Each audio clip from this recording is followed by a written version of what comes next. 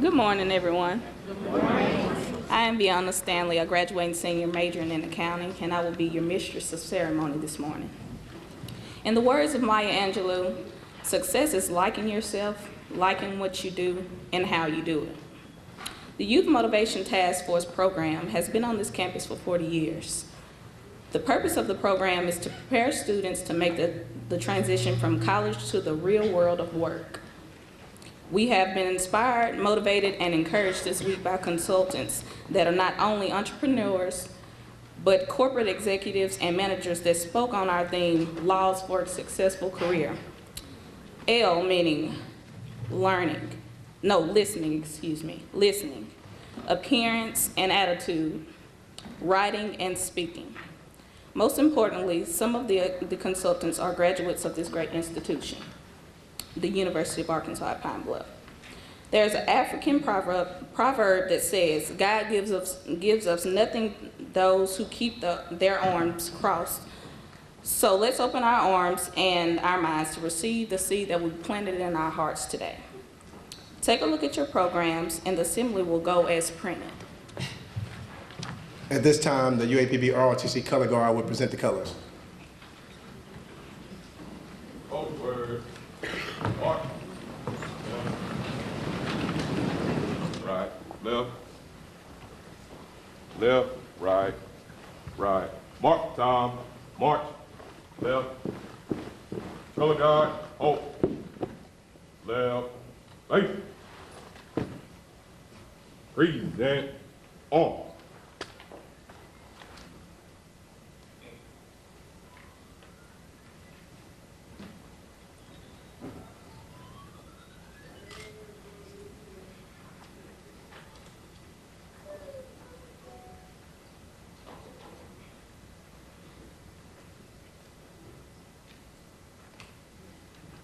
Order, on. Right, face. Forward, on. Left,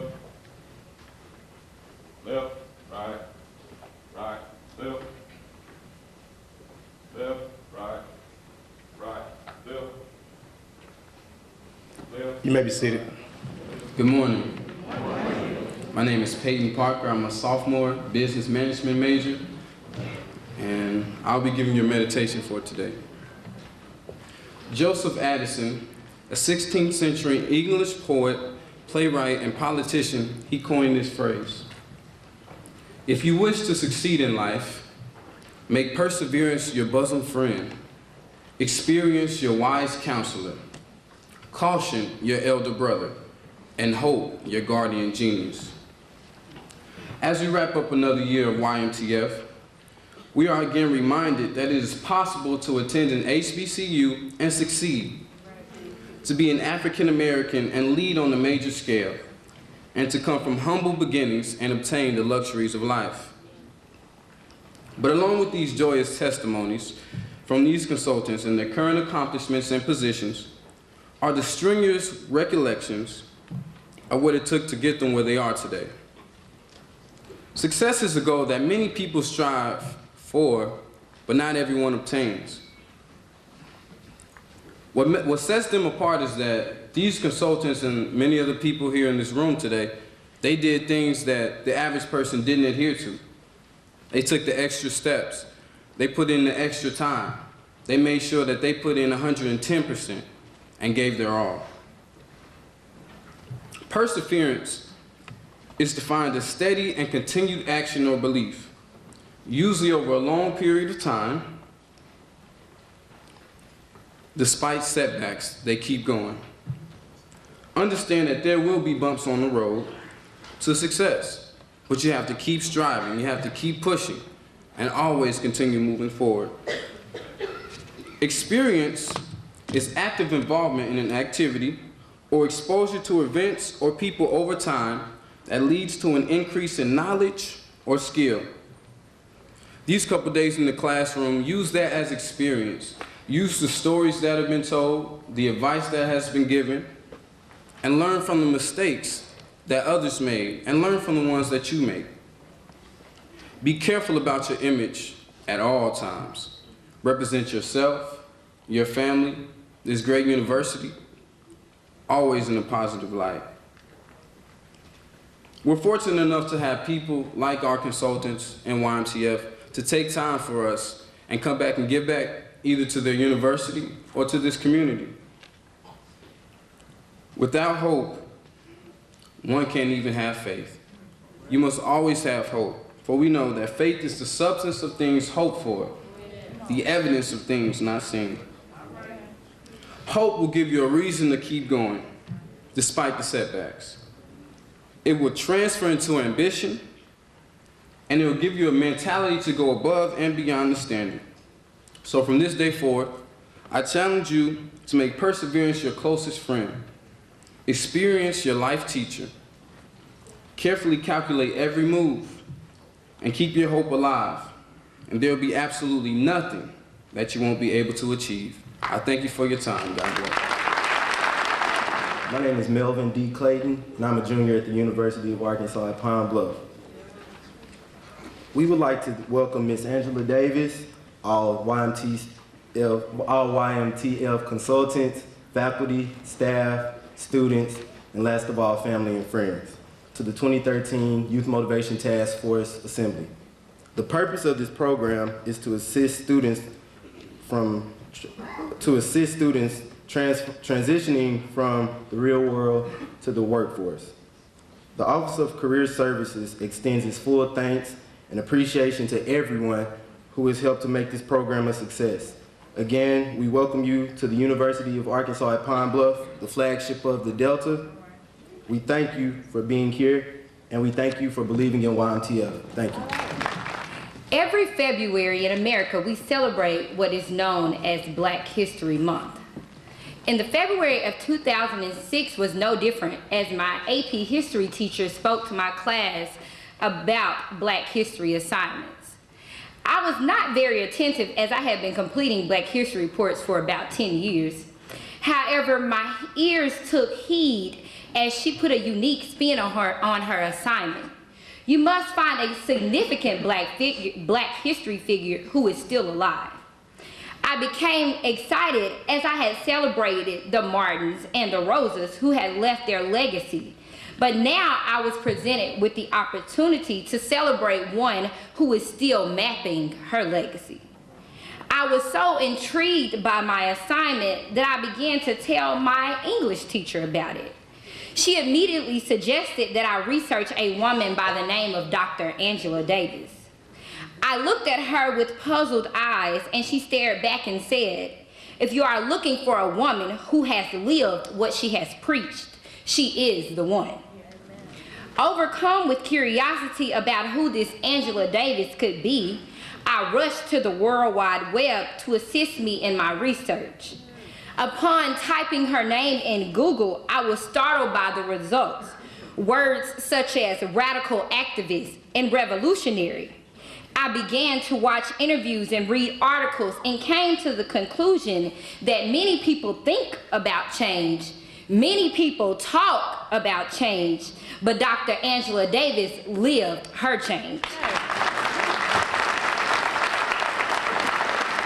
Born on January 26, 1944, in the racially charged city of Birmingham, Alabama, Dr. Davis was born in the center of the injustice she would one day spend her life crusading against. If there is one thing that Dr. Davis understands, is that in order to fight in the war of justice, the soldier must enlist for a lifetime. Over the last decades, she has never let her torch dim, as she kept the fight strong through her activism and scholarship and a quest for our nation's social justice. Her work as an educator, both at the university level and in the larger public sphere, has always emphasized the importance of building communities of struggle for economic, racial, and gender justice. Perhaps the one thing I find most fascinating about Angela Davis is her experience in the early 70s as a person who spent 18 months in jail and on trial after being placed on the FBI's 10 Most Wanted list. Her path has not led her to be not only a national revolutionary figure, but an international icon. Davis is the author of 8 books and has lectured throughout the United States, as well as in Europe, Africa, Asia, Australia, and South America. She has extended her scope as a founding member of Critical Resistance, a national organization dedicated to dismantling of the prison industrial complex. Internationally, she is affiliated with Sisters Inside, an abolitionist organization based in Queens, Australia, that works in solidarity with women in prison. A wise man once said, everyone must leave something behind when he dies. Something your hand has touched, something you've dedicated your soul to. It doesn't matter what you do, so as long as you change something from the way it was before after you've touched it. As long as it's different after your hands have taken away, you have fulfilled your legacy. Now I present to you someone who has fulfilled their legacies by helping others find and define their legacy through an overwhelming commitment to fight for justice for all. She has not only used her hands to work tirelessly, but she has dedicated her soul that we may one day, in her words, liberate our minds in order to liberate society. I present to you a crusader for justice and an advocate so that strong women like myself can stand before you today. I present to you Dr. Angela Davis.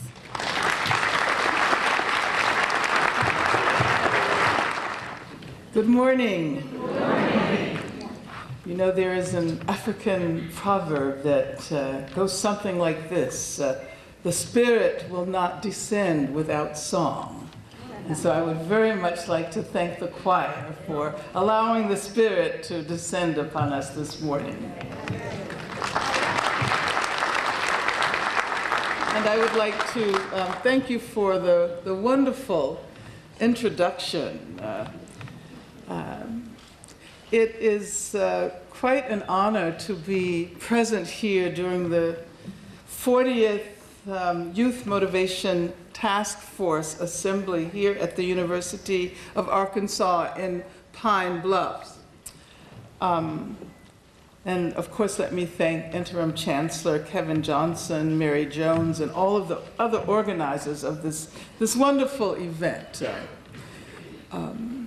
I've been asked to share some aspects of my own personal story.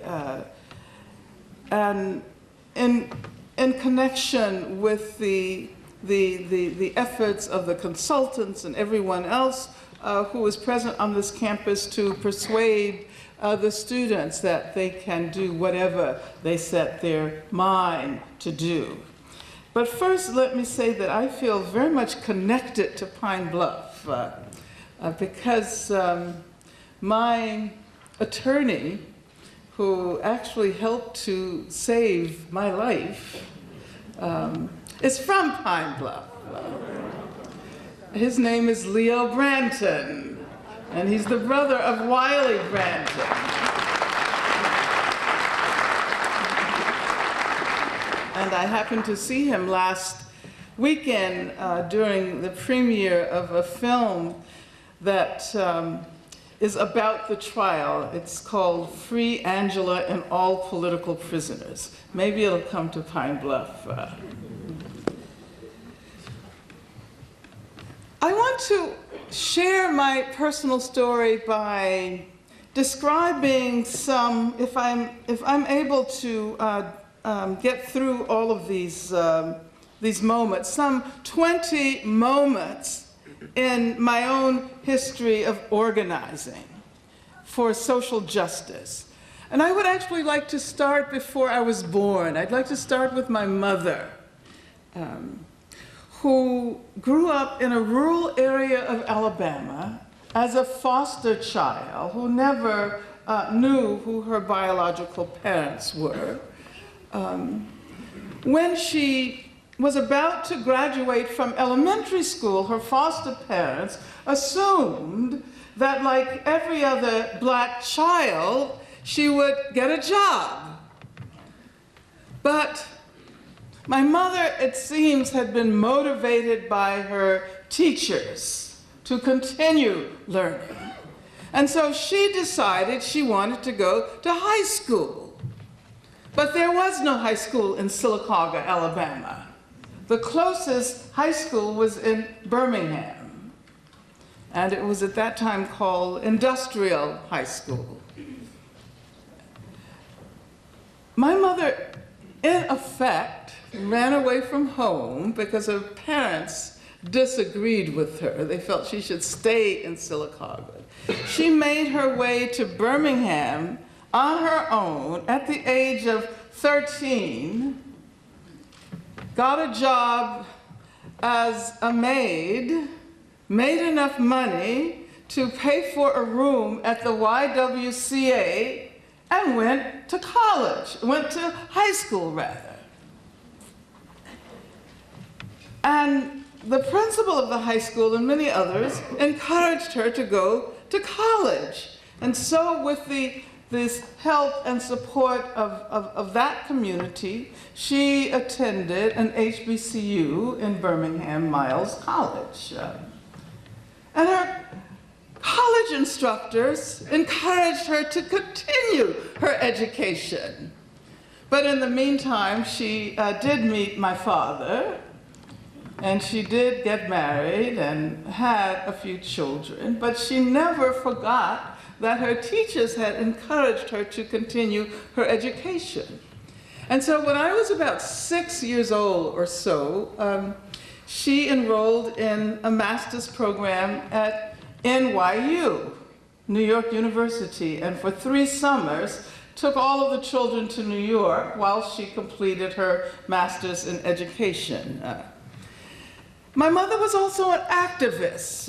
During the time she was in school and afterwards, she got involved in the campaign to free the Scottsboro Nine. I'm sure you may be aware of the Scottsboro Nine. They were just now posthumously pardoned by the governor of Alabama.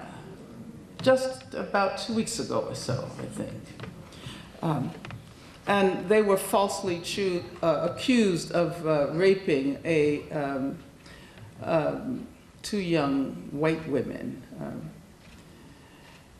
And it has taken all of these years to complete that case. Well,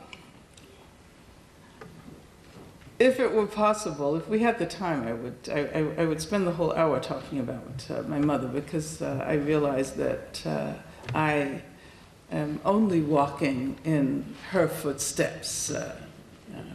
Because she was a teacher, I became a teacher. She was an activist, I became an activist. But I want to move on to the second moment, which is my childhood in Birmingham, Alabama, and the beginning of a lifetime of resistance. People often ask me whether I get tired. They say, oh, you've been involved in, all of these campaigns and all of these movements, and we still very much are dealing with racism. There are 2.5 million people in prison, the majority of whom are people of color. Don't you get tired? Doesn't it seem like the more you struggle, the worse things get? And I always say, no, I never get tired, because this is how I've learned how to live my life. And I would not know how to live in any other way. And so I often tell a story about games that we used to play in segregated Birmingham. My family moved to a segregated area. Well, everything was segregated, as you well know, but we moved to a community that had just recently been open to black people. And they bought a house on the corner of the street which divided the black neighborhood from the white neighborhood. And we were not allowed, we were literally not allowed to cross the street. the only people who were allowed to be in the white neighborhood were people who worked for the white people there, right? And so as kids, we developed some games, one of which was sort of similar to hide and go seek. And we would have to run across the street into the white neighborhood, knowing full well that it was absolutely illegal to do that. But then my mother used to always tell us that this is not the way things are supposed to be. And so sometimes when we were really bold, we would run across the street and then run up the steps of some white person's house and ring the doorbell and try to make it back across the street, try to make it back home without being caught. And I mention that because I think it's so important to emphasize that struggling for justice can be fun. You know, it can be pleasurable. And especially since people almost always talk about it as sacrifice. And of course people make sacrifices. People have sacrificed their lives. But I don't like to think of the process primarily as sacrifice. Much better. Something that I would enjoy a lot more.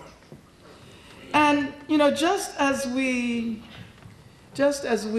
enjoyed that amazing game, I've enjoyed being involved in the many, many movements in which I have participated. When I was 11 years old, I became active in an interracial discussion circle.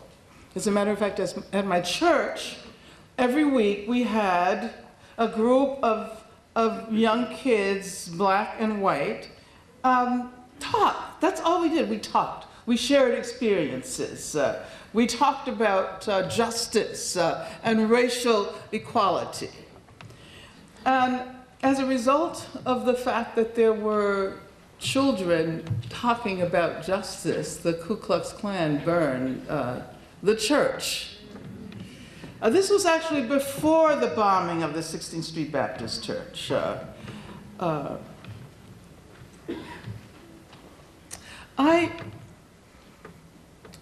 At the age of 15, I left Birmingham. I think I was again following in my mother's footsteps. I had decided that I wanted to see the world. And I applied for a program that involved black students from the South attending high school in the North and living with white families. And that was an amazing experience. I mean, the only time I had ever actually seen white people was, except from at a distance, was during those trips my mother used to take to New York. And that's when I learned that the universe was so much larger. I remember hearing Spanish for the first time and realizing that people spoke other languages. And of course, at my high school in Birmingham, we didn't have foreign language courses. But I went to a school by the name of Elizabeth Irwin High School, a part of the Little Red Schoolhouse in New York. It's a very small, progressive school. First of all, when I got there, I discovered that, I was a junior then, I discovered that in order to graduate, you had to have 4 years of French. And I didn't even know what French was. And so my first year, my junior year, I had to take 3 years of French in order to catch up with my class to graduate, which meant that I ended up having this lifelong love affair with French. I majored in French in college, and I visited many Francophone, French-speaking African countries, so that French has really helped me. As a matter of fact, I'm going to France next month because the premiere of the film, which I was referring to, is taking place in Paris. Now, when I was in high school in New York, I happened to leave Birmingham just before everything broke loose. I left in '59. What happened in 1960? You remember the sit-ins? And when I say remember, I'm talking to those of you who weren't even born then as well. Because I'm talking about historical memory, right? Historical memory. And so my sense, even though it was absolutely incredible attending the school and learning things. I read Freud. In high school, we read the Communist Manifesto in high school. I was sad that I had kind of missed out on the major dramatic struggles in the South. So I got involved with an organization called Advance, a youth organization. It was a youth organization affiliated with the Communist Party. And what I didn't tell you, the communist connection, is that my mother was very good friends with a number of black communists who had left the Northeast and moved to Birmingham to organize steel workers and to create an organization that was called the Southern Negro Youth Congress. Did you all see the film, The Great Debaters?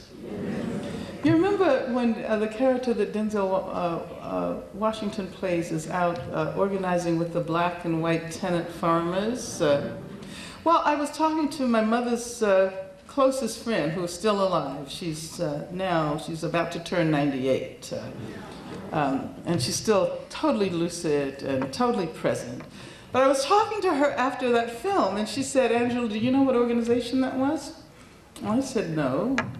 She said, "That was our organization. That was the Southern Negro Youth Congress. That was the organization that did the work that made it possible for what we call the civil rights movement to emerge." And so I joined Advance, and every Saturday morning for over a year, I picketed Woolworths on 42nd Street in New York because of Woolworths' refusal to desegregate. I also worked during my high school years at a community center in Brooklyn. I went on to college in Boston and did work in Roxbury because it seemed wherever I went, I needed to do something other than simply study. Although I absolutely enjoyed studying. I'll jump ahead a little bit, and when people ask me how difficult it was in jail, I said, well, yeah, it wasn't good. It wasn't good, I can tell you that. But I said I was actually quite prepared for it because as a student and as a graduate student, I spent many, many hours, solitary hours reading and writing. So I continued to do that when I was in jail. I think I told you that I decided to major in French. I decided that I wanted to spend my junior year in France, in Paris. So I studied at the Sorbonne during my junior year. And while I was there, I also became familiar with a number of French philosophers, and but then especially also French-speaking African writers and philosophers. And Frantz Fanon, for example, from Guadeloupe and Martinique. I became familiar with the Algerian War. As a matter of fact, it was really interesting because I thought that France was supposed to be this non-racist place, and this is one of the reasons I wanted to go there. But in a sense, just as I traveled from the south to the north, expecting more racial equality, and discovering that it was just racism of a different sort. And as a matter of fact, I often point out that my high school friends, the vast majority of whom were white, there were 2 other black students in my class, they were trying to do the right thing, and they invited me to their dinner, and a lot of them were quite wealthy, affluent, to their country houses, and it was a bit awkward because they felt obligated to prove that they were not racist, and then I would get there and I would find that they had a black maid. And then they would feel awkward, and they would invite the maid to sit down for dinner. So that was long before we had developed the language and the vocabulary to express that kind of racism. I just knew something was wrong. And so when I got to France, again expecting to be able to experience a country where there was no racism, although people totally identified with the civil rights movement in this country, there was the Algerian War that was raging. And as a matter of fact, I was mistaken a couple of times for an Algerian. So I got to understand something of the racism that continued to exist in France. And then later, I studied in Germany because while I was in France, studying French literature, which is absolutely fascinating to me, I realized that I was actually most interested in the ideas that got expressed through the literature. And so I began to read French philosophers, Jean-Paul Sartre, Albert Camus, Merleau-Ponty. Some of you who know philosophy may recognize these names.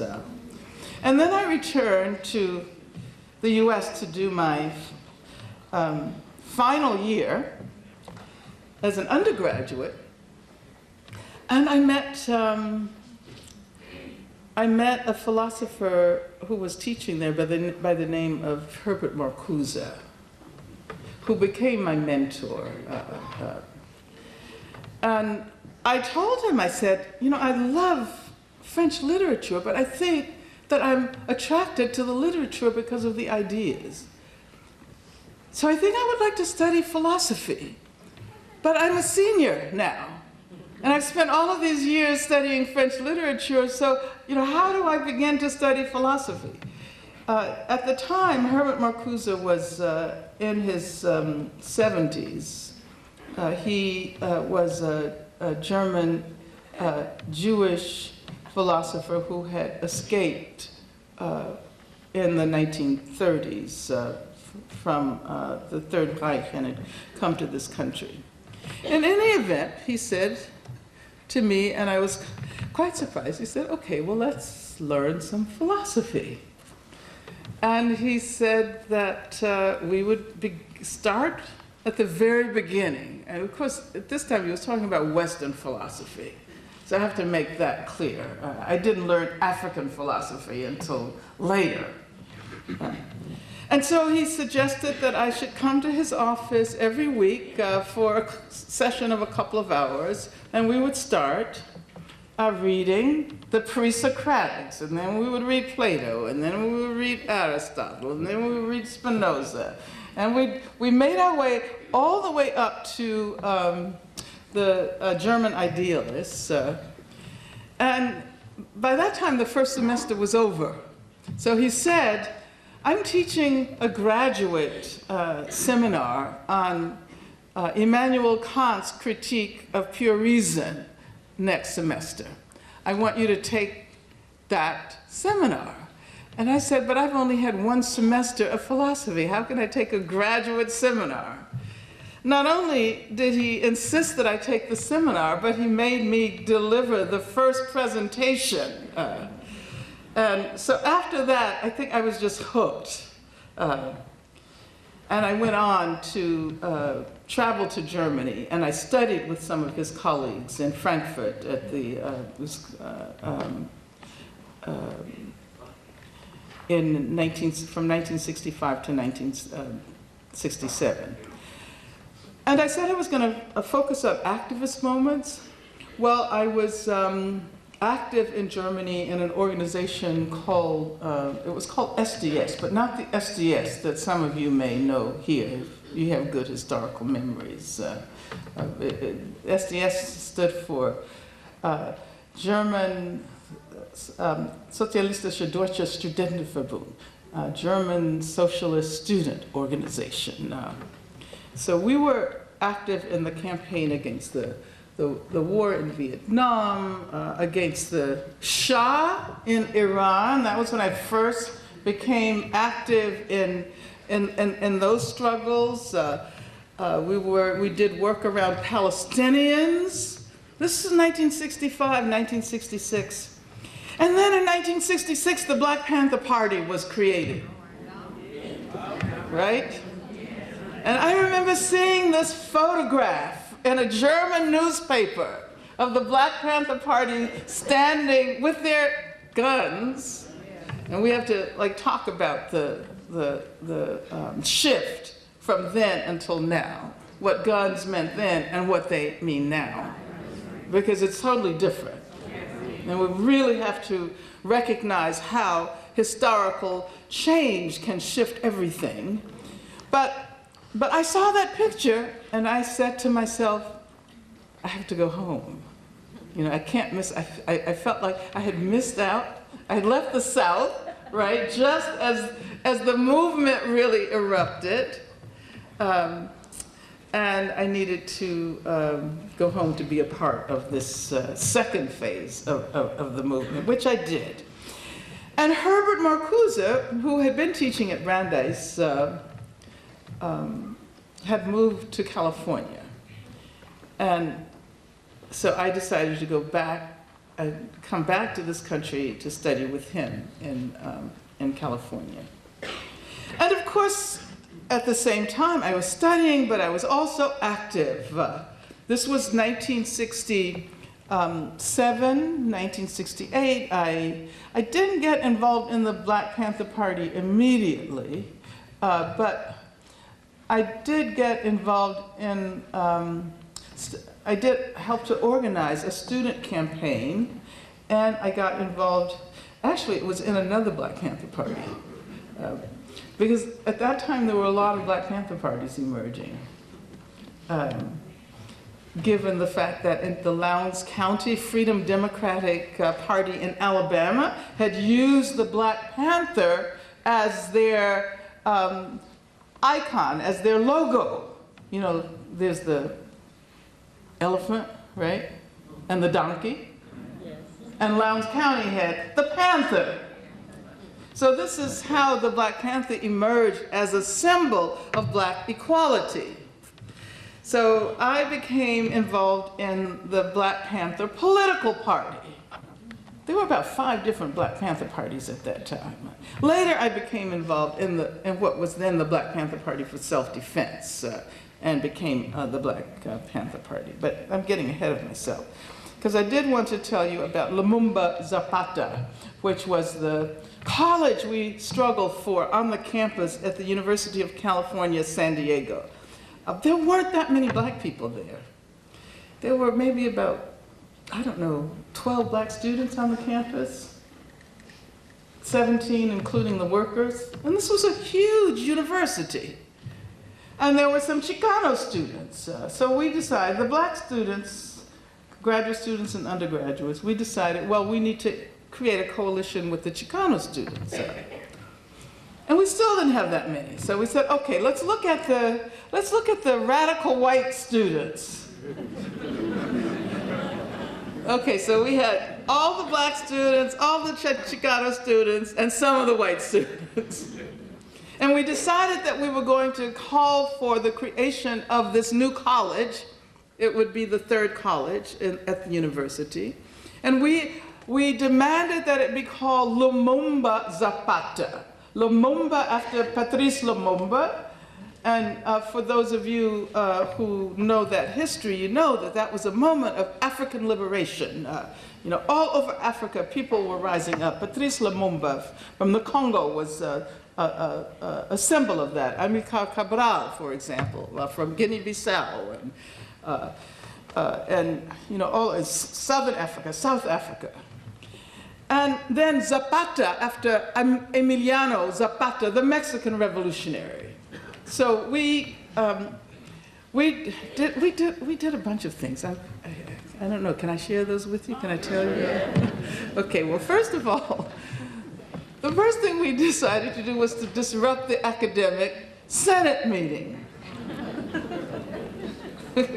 And we went into the meeting and asked the faculty who was with us and who was against us.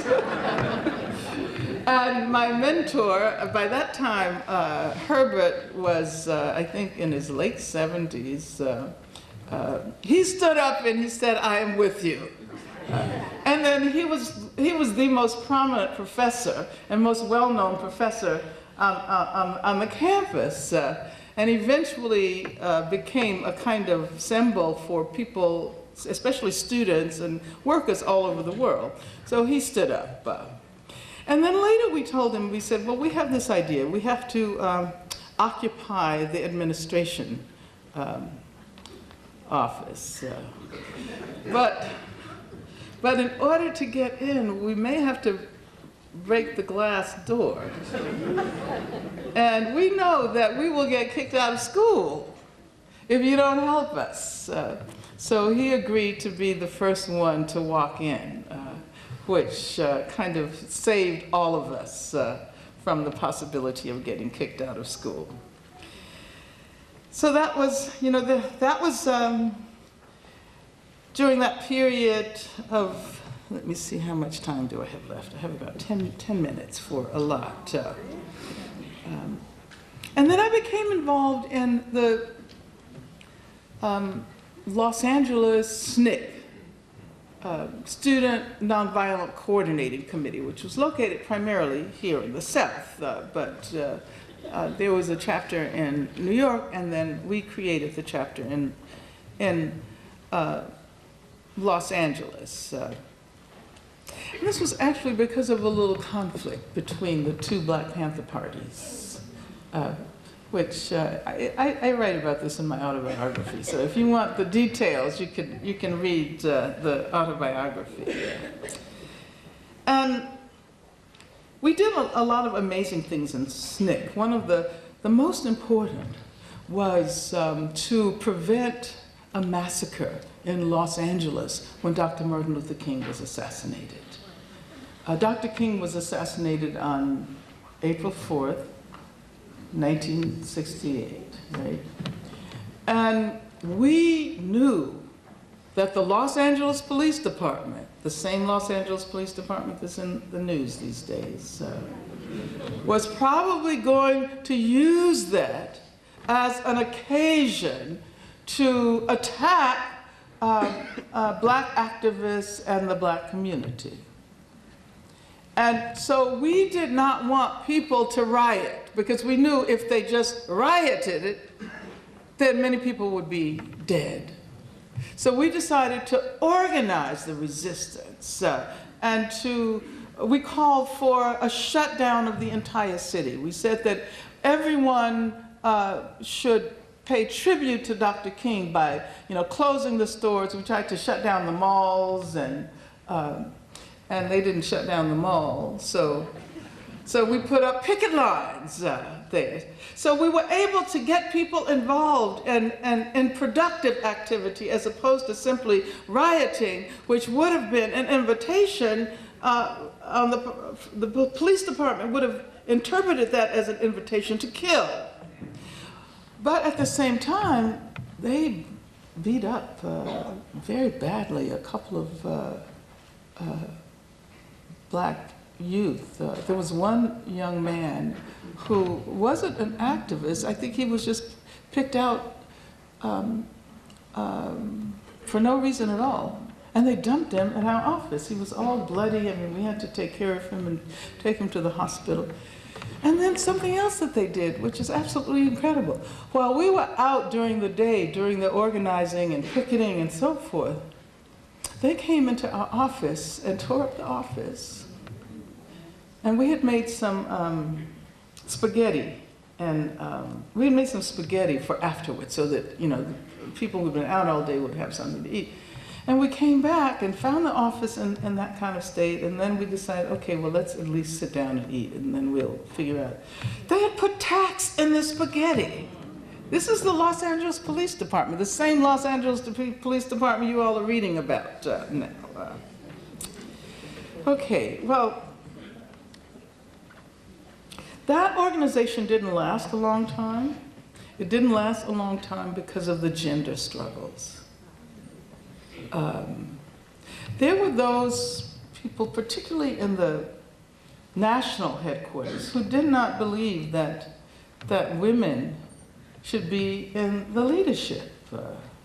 We had some amazing male leaders, Stokely Carmichael, Rat Brown, James Foreman, but there had also been women in the South who had given leadership, like Ruby Doris Smith Robinson, and of course we know about Ella Baker, who was involved in SNCC, and Diane Nash. So anyway, we had this big battle. There were those who believed, and it wasn't a battle between men and women. It was a battle over gender.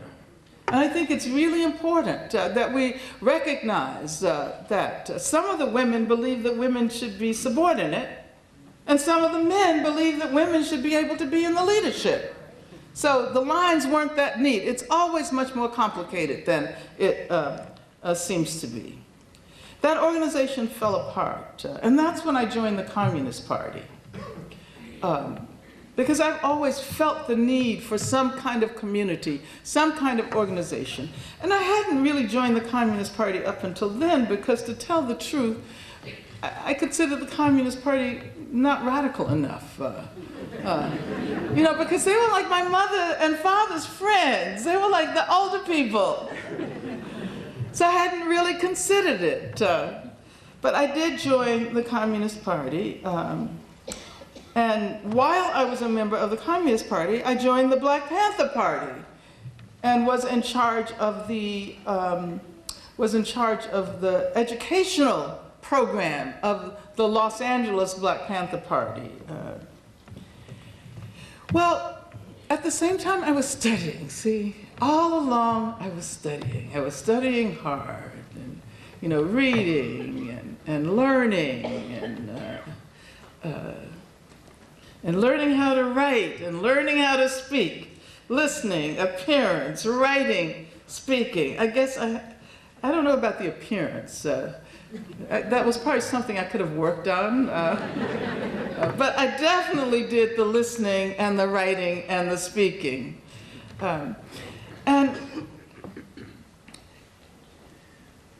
the chair of the philosophy department at UCLA approached me and asked me whether I would be interested in teaching. This would be my first teaching job at UCLA. He said, we need someone who can teach continental philosophy, which was what I was studying, and we need someone who can teach Marxism. I said, well, I've been studying Marxism a long time, and it sounded really exciting. And so I went, and of course I had to give a paper, and I had to be interviewed, and you know, that process. But they hired me. Shortly after they hired me, Ronald Reagan was the governor at the time, I got fired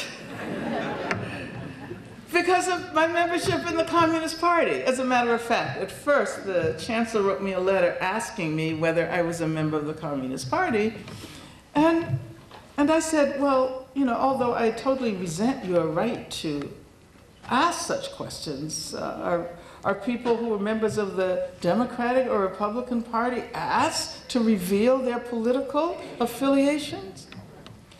Well, as it turned out, this was the beginning of a long and complicated story. Because I did get fired, and then I went to the Supreme Court, and I was able, that was just my timer. I'm thinking I have only a few minutes left. So I did return to teaching, and I was fired a second time. The second time was for being involved in the campaign to free the Soledad brothers. Because again, like I said, I was attempting to make connections between the process of learning, the process of producing knowledge, and the process of social transformation in the world. And so I got involved in this campaign to free these 3 young black men who I felt were falsely charged in Soledad prison, George Jackson, Fleta Drumgold, John Clouchet.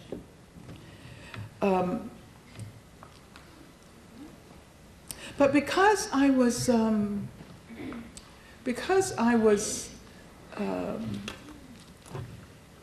the center of public attention, and because Reagan had attacked me verbally,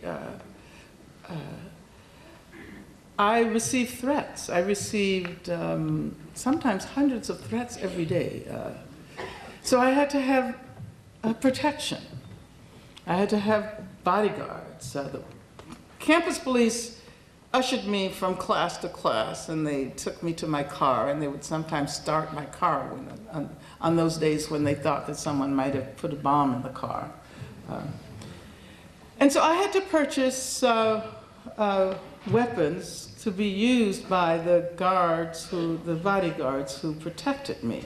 This is what I meant about the shift in the meaning of guns. At that time, it was a question of self-defense. And the younger brother of one of the Soledad brothers, Jonathan Jackson, the brother of George Jackson, actually took those guns and participated in a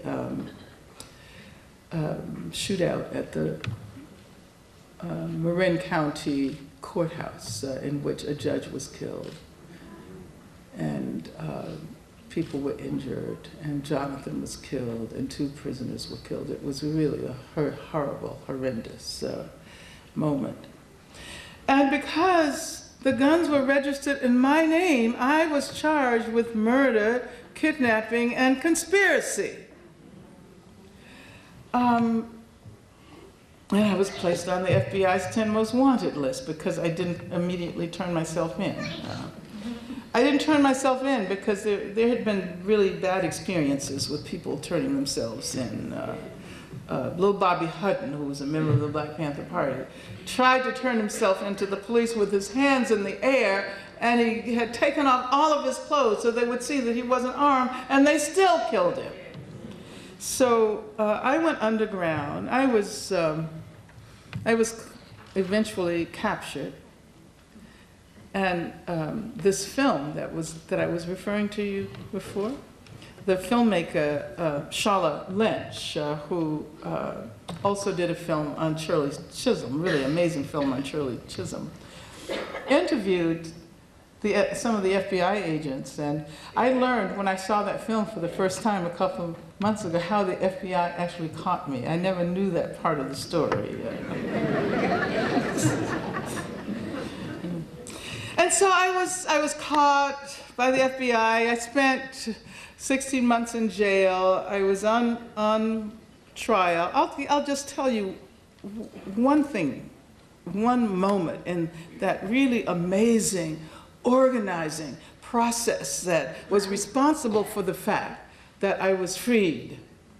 And that was the bail campaign, which I had not completely agreed with because I said, well, you know, I can't be released on bail. I'm charged, by the way, I was charged with 3 capital crimes. So for each one of those charges, I could have gotten the death penalty. And so I said, well, you know, bail, they're not going to release me on bail.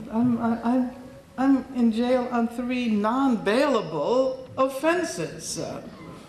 But the committee insisted, and they created this massive bail campaign. People all over the country signed petitions, and Aretha Franklin said that, you know, if bail was set, she would provide the money, and it was actually quite amazing. And then one day, the Supreme Court in California declares that capital punishment is cruel and unusual. This was before the US Supreme Court. So from one day to the next, I became eligible for bail.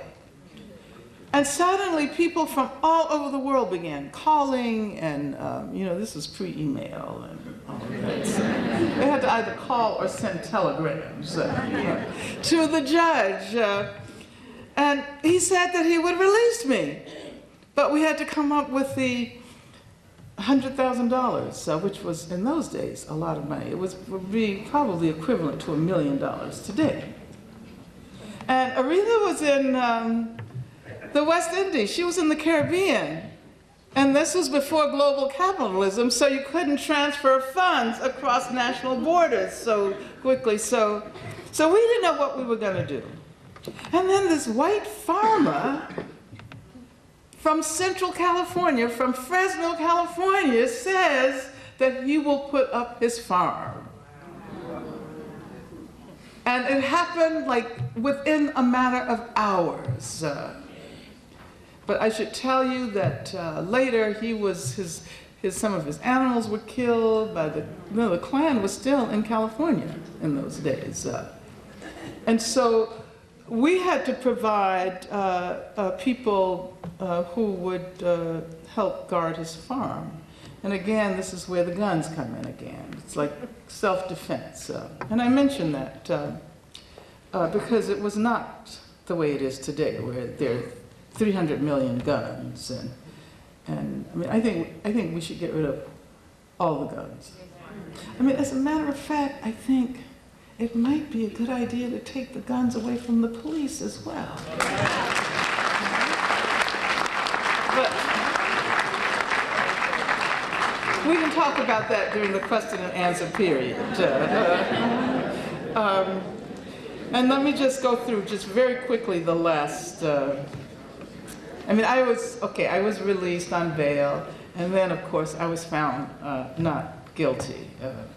And being out of jail and not, you know, coming in with handcuffs or with guards meant all the difference in the world in terms of the way the jury viewed me.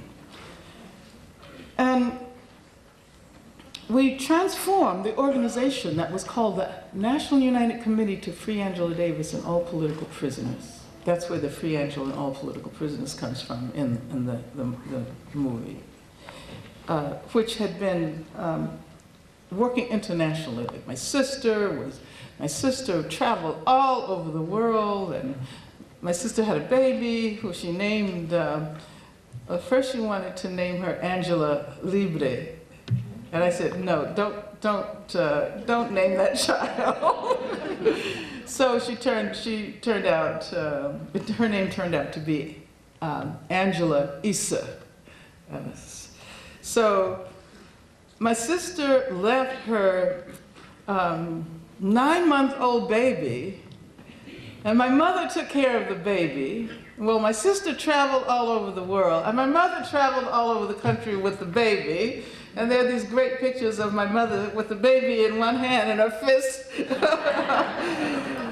So yes, I was found not guilty. And then we said we partied for one whole night. We even partied with the jury.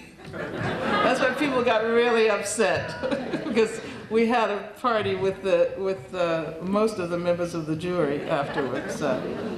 But then the next day we said we cannot be content with this individual victory. It's not enough to free one person.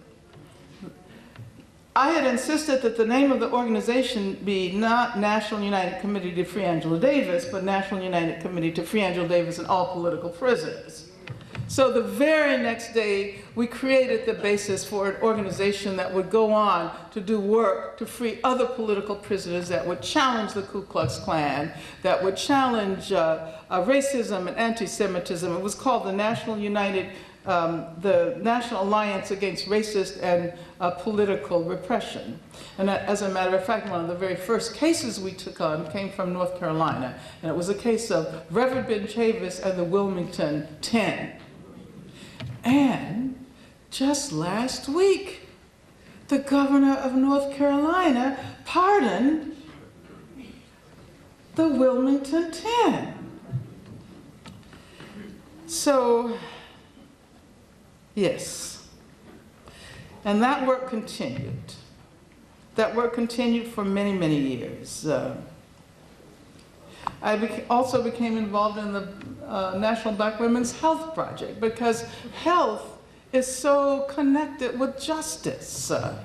And as a matter of fact, now if we look at the extent to which, there's the obesity problem, especially in Black communities, how can we have justice if our bodies and our spirits and our minds are sick? And then number 20, this is the last one, critical resistance beyond the prison industrial complex. That is the organization with which I continue to work. We have not only challenged what is called mass incarceration, but the profitability of imprisonment. You see, it's really complicated.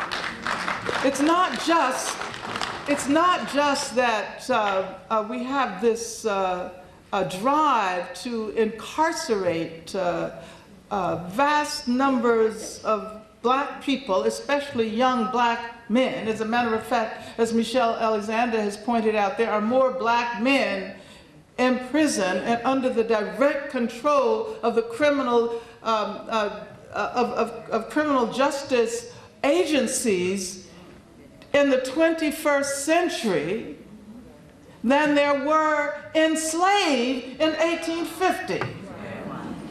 Now, when you think about that,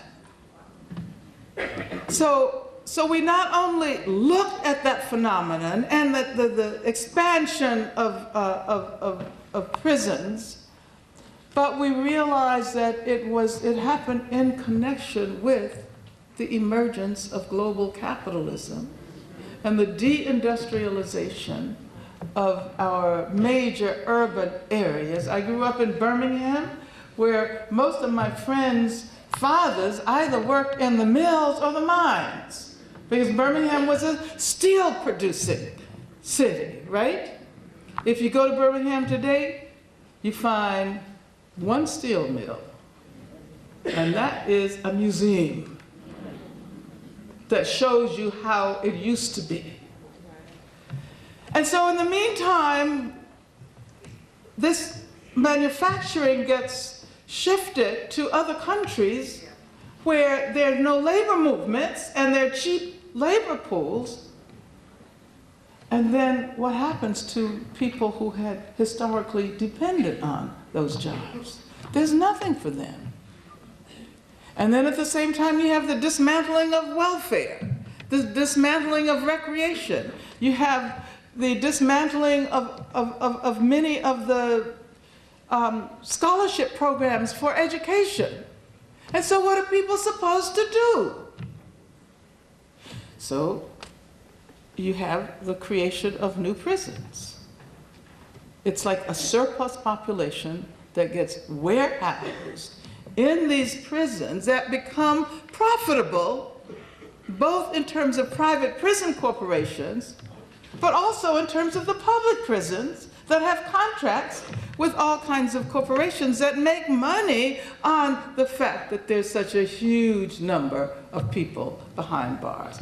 This is why I believe that we should think seriously about abolishing imprisonment as the dominant mode of punishment and addressing the real problems, addressing the problems that emerge when there are no jobs, addressing the problems that emerge when education is ignored, addressing problems that emerge when there are no recreation facilities.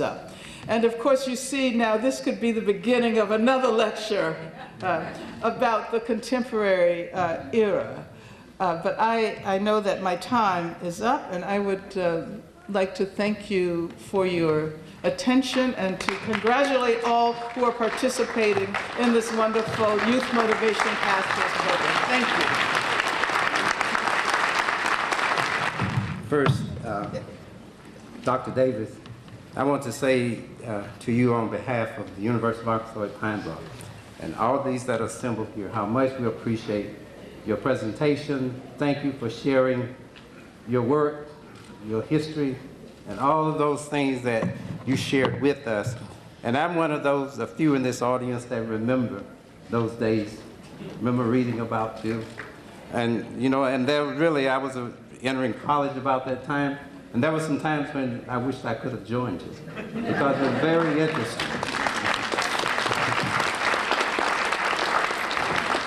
Would you join me here, please?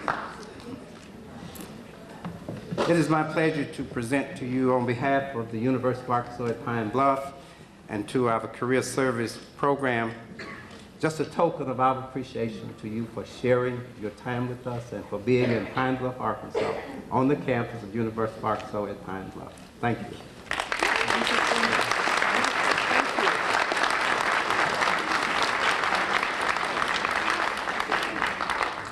I have the honor of recognizing our guests and our sponsors. The quality of YMTF is directly related to the commitment to student achievement. When I call the company or agency, will the representative present please stand?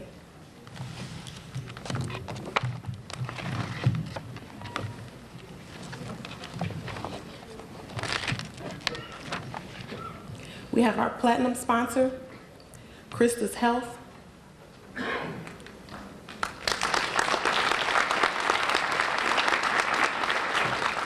We have our gold sponsors, AT&T,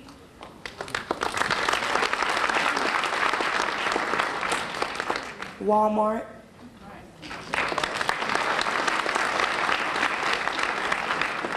Sam's Club,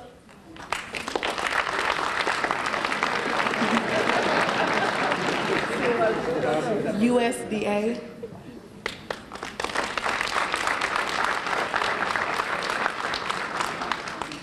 we have our silver sponsors, Monsanto,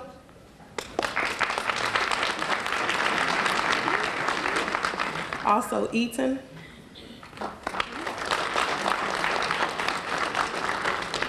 and our bronze sponsor, Walgreens.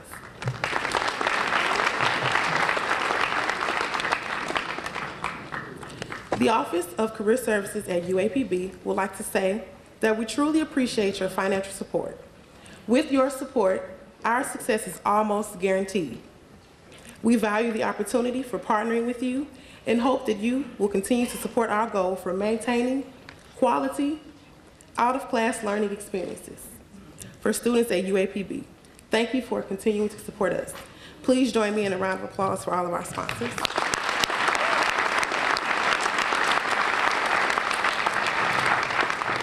Will all other consultants please stand?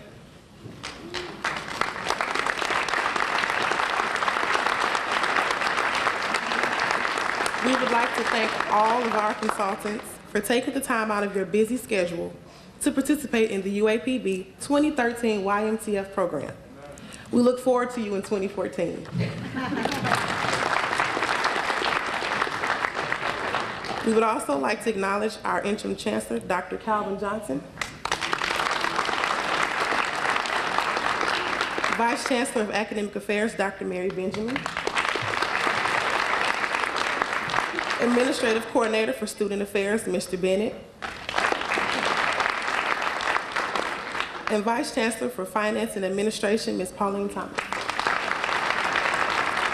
And we also have visiting with us Old St. James Baptist Church Scholarship Ministry,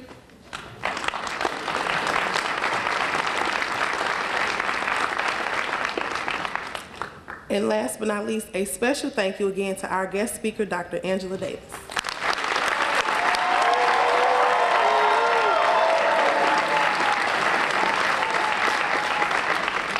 And to all faculty, staff, and students, thank you again.